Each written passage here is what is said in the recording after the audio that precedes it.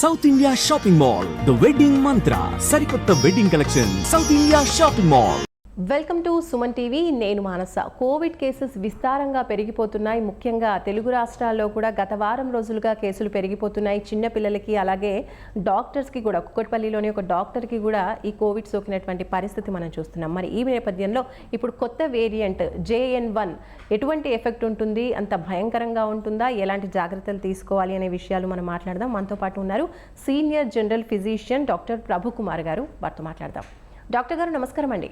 నమస్కారం డాక్టర్ గారు, ఇప్పుడు కొత్త వేరియంట్ JN1 ఎక్కువగా వ్యాప్తి చెందుతోంది 2 తెలుగు రాష్ట్రాల్లో. చిన్నపిల్లలకి కూడా సోకింది. కాబట్టి మీరేం చెప్తారు, ఈ JN1 వేరియంట్ ఎఫెక్ట్ ఏ విధంగా ఉంటుందంటారు? కోవిడ్ ఒమిక్రాన్ ఏదైతే దీని వేరియంట్ కి సంబంధించింది ఈ JN. అయితే ఇప్పటి వరకు కేసులు నెంబర్ ఆఫ్ కేసెస్ పెరిగినట్టుగా కనపడుతున్నాయి, కానీ పెరిగిన కేసెస్ లో ఎంత వరకు మనకి పేషెంట్ కి మోర్టాలిటీ వస్తుంది, అంటే మరణపు అంచుల్లోకి ఎలా వెళ్తున్నారా వెళ్ళట్లేదా, లేదా సివియర్ గా ఇన్ఫెక్షన్స్ ఏమన్నా వస్తున్నాయా, రెస్పిరేటరీ ట్రాక్ట్ ఇన్ఫెక్షన్స్ అనేవి నిర్ధారణ కాలేదు. ఒక సుపరిణామంగా పరిగణించవచ్చు. ఇప్పటి వరకు ఉన్నటువంటి కేసుల్లో మనకి మోర్టాలిటీ గానీ డెత్ రేట్ గానీ ఏమీ కనిపించినట్టుగా లేదు. కాబట్టి మనం అంత భయాందోళన ఉన్నటువంటి పరిస్థితి, అంత భయాందోళన చెందాల్సిన అవసరం లేదు. అయితే ప్రాముఖ్యంగా మనం గమనించాల్సిన విషయం ఏంటంటే, ఇప్పుడు రికార్డ్ అయ్యే కేసుల్లో ఇప్పటి వరకు జరిగినటువంటి ఇష్యూస్ అన్నింటిలో కూడా ఎల్డర్లీ పేషెంట్స్ 70 years ఉన్నటువంటి వాళ్ళు ఎవరో మరణించినట్టుగా ధృవీకరించబడింది తప్పించి యంగ్స్టర్స్ గాని ఆరోగ్యవంతులు గాని ఇది రాగానే మరణించినట్టు గాని ఆరోగ్యం పాడినట్టు గాని మనకి అఫీషియల్ గా ఎక్కడి నుంచి ఇన్ఫర్మేషన్ లేదు. ఇది ఒక భయంకరంగా వ్యాప్తి చెందిన వైరస్ అన్నట్టుగా మనకి ఎక్కడ కూడా ఇన్ఫర్మేషన్ లేదు. అయితే ఇది మ్యూటేషన్స్ జరుపుకుంటుంది కాబట్టి, ఈ వైరస్ అనేక రకాలుగా మ్యూటేషన్స్ జరుగుతున్నాయి కాబట్టి మనము వేచి చూడాల్సిన అవసరం ఉంది. ఇది ర్యాంపెంట్ గా బాగా ప్రబలుతుందా లేదు నెమ్మదిగా ప్రబలుతుందా అనేది మనం అన్ని ప్రస్తుతం చూడాల్సిన అంశం.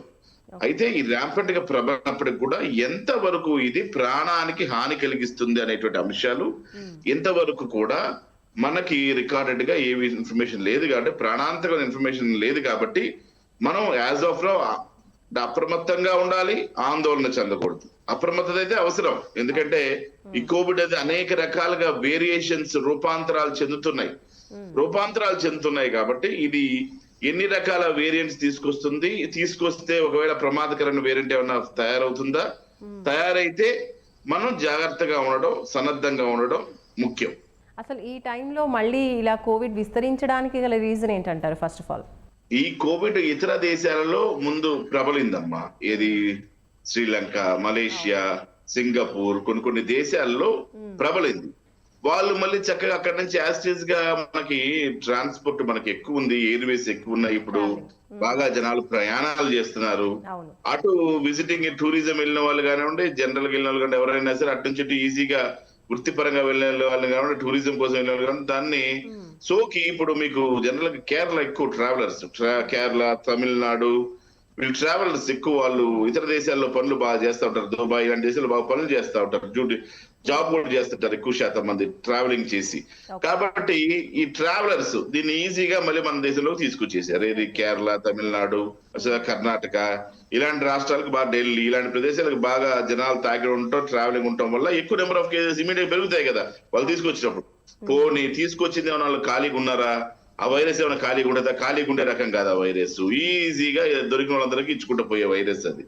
ఏముంది, గాలిలో వ్యాప్తి చెందేది. ఊరికి తుమ్మినా దగ్గినా ఎక్కడ వాళ్ళు కొంచెం వైరస్ వదిలిపెట్టినా వెంటనే వేరే వాళ్ళకి వ్యాప్తి చెంది. అందుకనే ప్రేక్షకులు, మన సుమన్ టీవీ ప్రేక్షకులు, ప్రజలు గుర్తుపెట్టుకోవాల్సింది ఏంటంటే, ఈ కోవిడ్ ఎప్పుడైతే మీకు జనరల్ కోల్డ్ రానివ్వండి, అంటే సింపుల్ గా ఇన్ఫ్లుయెన్జా వైరస్, జలుబు వైరస్ కానివ్వండి, కోవిడ్ వైరస్ కానివ్వండి, ఏదైనా సరే మీకు జలుబు, ముక్కు దబ్బడ, ఇబ్బంది ఎన్ని ఉంటే మీరు చేయాల్సిన పని ఏంటి? కామ్ గా ఇంట్లో కూర్చోవటం, ఐసోలేట్ చేసుకోవడం. ఎప్పుడైతే మీరు ఇంట్లో ఐసోలేట్ చేసుకుంటారో మనము ఈ వైరస్ బారిన పడకుండా ఉంటాము. అంటే ఎవరు ఫస్ట్ ఆపాల్సింది? వైరస్ సోకినటువంటి వ్యక్తులు ఏం చేయాలి? వైరస్ ప్రబలకుండా తమను తాము ఐసోలేట్ చేసుకోవాలి ఫస్ట్. వాళ్ళు ఐసోలేట్ కనుక చేసుకుని వాళ్ళు స్వీయ నియంత్రణ అంటాం దీన్ని. వాళ్ళు గనక స్వీయ నియంత్రణ గనక స్వీకరించి ఎస్ మన వల్ల ఇది వ్యాప్తి చెందకూడదు అనేటువంటి బాధ్యతాయుతంగా వాళ్ళకంటే యంగ్ పీపుల్ వాళ్ళు ట్రావెలింగ్ చేసేవాళ్ళు నాకు జలుబు తగ్గే కదండి ఏముందని చెప్పి ట్రావెలింగ్ చేసుకుని తిరిగారు. ఇంకా ట్రావెలింగ్ చేసి వచ్చి మళ్ళీ ఆఫీసులకు వెళ్ళి అక్కడ 10 మందికి, ఇంట్లో 10 మందికి, ఆ చుట్టుపక్కల దారిలో వెళ్తా, దారిలో 10 మందికి, 20 మందికి, ఎంతమందికి వస్తే మందికి ఫ్రీగా ఇచ్చుకుంటూ పోతా ఉంటే ఏముందమ్మా, ఎక్కువ రూపాంతరం చెందే అవకాశం ఉంది. కాబట్టి దీన్ని కట్టడి చేయాలని ప్రతి ఒక్కరు కూడా, బోర్డర్ లో సైనికులు ఏ విధంగా చేస్తారో ప్రతి ఒక్కరు కూడా ఇక్కడ మన సిటిజన్స్ కూడా సైనికుల్లా భావించి ఈ వైరస్ వ్యాప్తి చెందకుండా వాళ్ళకి రాగానే ఫస్ట్ ఇంట్లో ఐసోలేట్ అయ్యి చక్కగా మంచి మందులు వేసుకొని చక్కని నిద్ర, స్ట్రెస్ తగ్గించుకొని వాళ్ళు గనక మంచి పౌష్టికాహారం తిని రెస్ట్ తీసుకుంటే కోవిడ్ దానంతట అది వెళ్ళిపోతుంది. దానివల్ల మనం చూసాం చాలా కేసులు ధైర్యంగా ఉన్న వాళ్ళందరూ మానసికంగా ధైర్యంగా ఉన్న వాళ్ళు ఎంతమంది కోవిడ్ వచ్చింది, ఏం కాలేదు, అందరూ బ్రహ్మాండంగా ఉన్నారు. కాబట్టి ముందు మానసిక ధైర్యం, మంచిగా మందులు వాడుకోవడం, చక్కని రెస్ట్ తీసుకోవడం, మానసికంగా మనం ప్రశాంతంగా ఉండడం అనేది ముఖ్యమైనటువంటి అంశం. ఓకే, ఇప్పుడు మొన్న పాక్తో యుద్ధం జరిగిన నేపథ్యంలో యుద్ధం తర్వాత మళ్ళీ చైనా నుంచే ఈ వైరస్ వచ్చింది అని అంటున్నారు. సో దీనిపై మీరేమంటారు? ఇప్పుడు నేనేమంటానంటే ఇది ఒక ఇంటర్నేషనల్ సమస్య. అప్పుడు కట్టడి చేయలేదు, ఇప్పుడు కట్టడి చేయలేదు. ప్రపంచ దేశాలన్నీ మరి ఒక దగ్గర 150 దేశాల వరకు ఈ జబ్బు వచ్చింది. మొన్న మనం తెలుసుకుంటే దేశాలన్నింటిలో ఈ జబ్బు 150 దేశాల పైన 160 దేశాల పైన ఈ జబ్బు ప్రబలింది. అయితే మరి ఈ ప్రపంచ దేశాలన్నీ కూడా ఫస్ట్ టైం వచ్చినప్పుడే ఎందుకు ఒక ఇంటర్నేషనల్ కోర్టులో అప్పీల్ చేసి ఇది ఎలా జరిగిందని ఒక పెద్ద ఇన్వెస్టిగేషన్ ఎందుకు చేయలేదు ఏంటి అన్నది ఎప్పటికీ ప్రపంచానికి అంతుపట్టని ప్రశ్న ఇది. నువ్వు అడిగిన ప్రశ్న మీరు అడిగిన ప్రశ్న ప్రపంచానికి అంతుపట్టని ప్రశ్న. ఇంటర్నేషనల్ కోర్ట్స్ ఉన్నాయి. ఇంటర్నేషనల్ కోర్ట్స్ అనేక కేసులు వేస్తుంటాం మనం. ప్రపంచ దేశాలన్నీ కానీ WHO కానీ దీని మీద ఒక ఇన్వెస్టిగేట్ చేయాలి కదా. ఫస్ట్ టైం వచ్చింది, ఎక్కడి నుంచి వచ్చింది అన్నప్పుడు ఒక క్వశ్చన్ మనకి డెవలప్ అయినప్పుడు వెంటనే వాళ్ళు అక్కడ నుంచి ఇన్వెస్టిగేట్ చేసి ఇది ఎలా వచ్చింది ఏంటి, చైనా పైన మరి వాళ్ళు అప్పుడే ఒక డెసిషన్ తీసుకొని అనేక విషయాలను వాళ్ళ మీద ఇన్వెస్టిగేట్ చేస్తే బాగుండేది. మరి మీరు ఇప్పుడు ఇట్లా అంటున్నారు కాబట్టి మరి అలా ఉండుండొచ్చేమో చైనా నుంచి కూడా తెలియదు మనకి. కాబట్టి దీన్ని ఒక ఇంటర్నేషనల్ ఏజెన్సీకి అప్పచెప్పి దీని మీద ఇన్వెస్టిగేట్ చేయడం చాలా ఉత్తమం. ఓకే, సరే. ఒక కామన్ పర్సన్గా ఇప్పుడు అడిగే క్వశ్చన్ ఏంటంటే, ఇప్పుడు గతంలో మనం కోవిడ్ వచ్చినప్పుడు వ్యాక్సిన్స్ తీసుకున్నాము, అలాగే బూస్టర్ డోసెస్ కూడా తీసుకున్నాం. కాబట్టి ఇప్పుడు మనం సేఫే అనుకోవచ్చా, లేదంటే మళ్ళీ బూస్టర్ డోస్ తీసుకోవాలా? అంటే మీ శరీరంలో యాంటీబాడీస్ IgG, IgM అని యాంటీబాడీస్ ఉంటాయి. IgG యాంటీబాడీస్ లాంగ్ గా ఉంటాయి అనమాట. కోవిడ్ IgG యాంటీబాడీస్ కనుక కావాల్సినంత ఉందనుకోండి, మీరేం భయపడాల్సిన అవసరం లేదు. కోవిడ్ వచ్చినా కూడా మీ శరీరంలో యాంటీబాడీస్ దాన్ని ఖతం చేస్తాయి. సో IgG యాంటీబాడీస్ అనే పరీక్ష ఉంటుందమ్మా. IgG యాంటీబాడీస్ అనే పరీక్ష కనుక చేసుకుంటే, కోవిడ్ యాంటీబాడీస్ పరీక్ష చేసుకుంటే మనకి కోవిడ్ వచ్చినా కూడా ఏం కాదు. ఒకవేళ ఇప్పుడు ప్రతి ఒక్కళ్ళు వ్యాక్సిన్ తీసుకోవాల్సిన అవసరం లేదమ్మా. ఎవరైతే వ్యాధిగ్రస్తులు ఉన్నారో, ఇమ్యూనో కాంప్రమైజ్డ్ పేషెంట్ ఉన్నారో, లైక్ HIV, TB, తర్వాత డయాబెటీస్, హైపర్ టెన్షన్ లాంటి జబ్బులు, అనేకమైన కోమార్బిడ్ కండిషన్స్ లాంటి సమస్యలు ఉన్నవారు ఉన్నారో వాళ్ళు వ్యాక్సినేషన్ తీసుకోవటం మంచిది. మిగతా వాళ్ళకి పెద్దగా ప్రమాదం ఉండదు. ఎందుకంటే ఇంతవరకు ప్రమాదంగా ఉన్నట్టుగా మనకి ఎక్కడ కూడా కనిపిస్తలేదు. ఓకే, ఇప్పుడు మీరు అన్నట్టుగా ఇప్పుడు ఇతరత్ర హెల్త్ ప్రాబ్లమ్స్ ఉన్న వాళ్ళు జాగ్రత్తగా ఉండాలి అంటున్నారు. వాళ్ళు ఎలాంటి జాగ్రత్తలు తీసుకోవాలి మరి? ఇతరత్ర ప్రాబ్లమ్స్ ఉన్నటువంటి వాళ్ళు పౌష్టికాహారం తీసుకుంటూ, ఇలాగ నేను ఇందాక చెప్పా కదా, ఎవరికైతే కేవలం జలుబు కావచ్చు, కేవలం జలుబు వచ్చినప్పటికి కూడా వాళ్ళతో కూడా కేర్ఫుల్ గా డీల్ చేయటం అవసరం. జలుబు వచ్చినటువంటి వాళ్ళతో దూరంగా ఉండడం అవసరం. అసలే మీకు జబ్బు ఉంది, మీకు ఆల్రెడీ ఇమ్యూనిటీ కాంప్రమైజ్ ఉంది, కాబట్టి పౌష్టికాహారం, టైంకి మీరు వేసుకోవాల్సినటువంటి మందులు వేసుకోవటం, చక్కని నిద్ర, స్ట్రెస్ లేకుండా ఒక 8 గంటల పాటు అద్భుతమైన నిద్ర కనుక పోగలిగితే మీకు ఎటువంటి ఆరోగ్య సమస్య రాదు. సో ఈ రకంగా మనం చేసుకోవడం ద్వారా ముఖ్యంగా కోవిడ్ గాని లేదా జలుబు లాంటి సమస్యలు ఉన్నటువంటి వాళ్ళు కానీ ఉన్నప్పుడు వాళ్ళతో దూరంగా ఉండడం అనేది వీళ్ళు చేయాల్సినటువంటి మొట్టమొదటి పని. ఇప్పుడు కాఫ్, కోల్డ్, వర్షాకాలం కాబట్టి మనం పిల్లల్లో కూడా తరచుగా చూస్తూ ఉంటాం. కాబట్టి ఈ కాఫ్, కోల్డ్ ద్వారానే మనకి కోవిడ్ అనేది కూడా సేమ్ సిమ్టమ్స్ అనేది చూపిస్తుంది. కాబట్టి పిల్లల్లో ఎక్కువగా ఈ ప్రభావం ఉంటుందంటారా, కోవిడ్ ప్రభావం? ఇక్కడ ఎట్లా అంటే అమ్మా, ఎప్పుడైతే మీకు జలుబు, దగ్గు, జ్వరము, గొంతు నొప్పి, శరీరం అంతా బాధ, ఇబ్బంది, అలసట మందులు వేసుకోగానే ఒక 5 రోజులు తగ్గిపోయింది అంటే ప్రాబ్లం లేదు.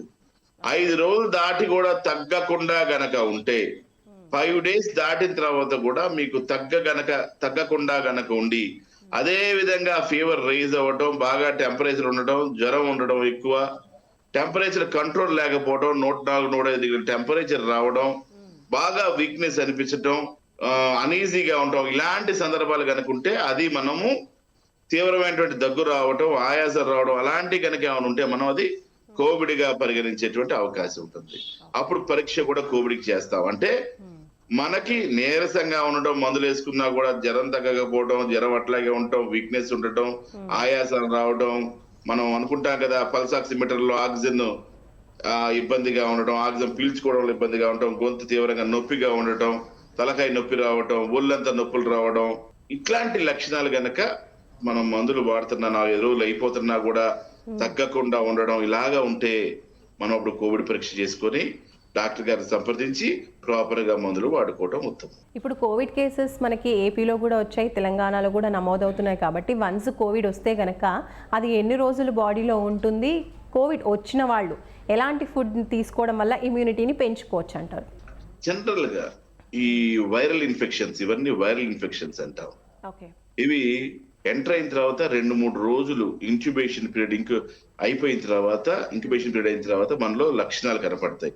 ఈ లక్షణాలు 1 నుంచి 14 రోజుల దాకా ఉండేటువంటి అవకాశం, కొంతమందికి 21 రోజుల దాకా ఉండేటువంటి అవకాశం కూడా లేకపోలేదు. అయితే మనం ఏం చేయాలి?